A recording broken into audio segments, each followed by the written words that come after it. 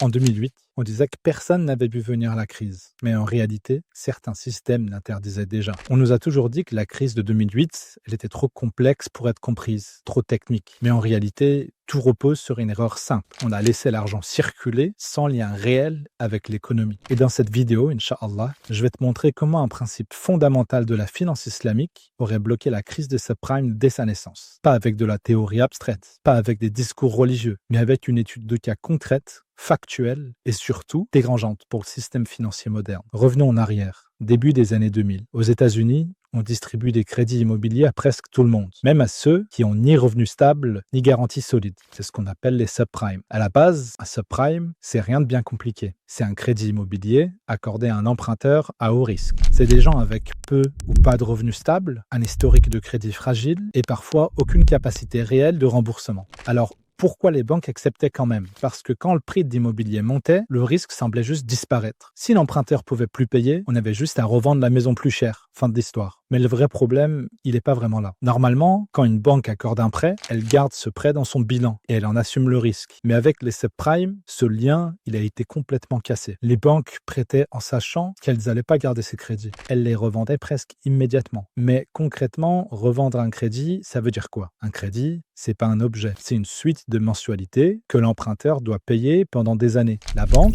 elle a donc juste vendu le droit de recevoir ces mensualités à d'autres acteurs financiers qu'elle. Ces acteurs, ils ont ensuite rassemblé des milliers de crédits dans des gros ensembles. Des crédits solides mélangés à des crédits très risqués, comme ceux des subprimes. Et ensuite, ces mêmes produits ont encore été découpés. Certaines parts étaient présentées comme sûres et d'autres comme plus risquées mais plus rentables. Et le système est allé encore plus loin. On a créé de nouveaux produits à partir des parties les plus risquées des produits précédents. On s'est donc retrouvé avec de l'argent investi dans des produits financiers basés sur d'autres produits financiers, eux-mêmes basés sur des crédits immobiliers. Plus on montait dans la chaîne, plus on s'éloignait de la maison réelle. Ces produits, ils ont été vendus dans le monde entier à des investisseurs qui connaissaient ni les emprunteurs, ni leur capacité réelle à rembourser. À ce stade, plus personne savait vraiment où se trouvait le risque. Il avait été dispersé, dilué, masqué, mais jamais supprimé. Quand les emprunteurs les plus fragiles ont commencé à plus pouvoir payer, les défauts se sont enchaînés. Les maisons ont perdu de la valeur et tout le système s'est effondré d'un seul coup. Pourquoi? Parce qu'il y avait une réalité simple derrière tout ça. Un nombre limité de maisons et énormément de produits financiers construits dessus. On avait créé de la valeur financière sans créer plus de réalité économique. Et à ce stade,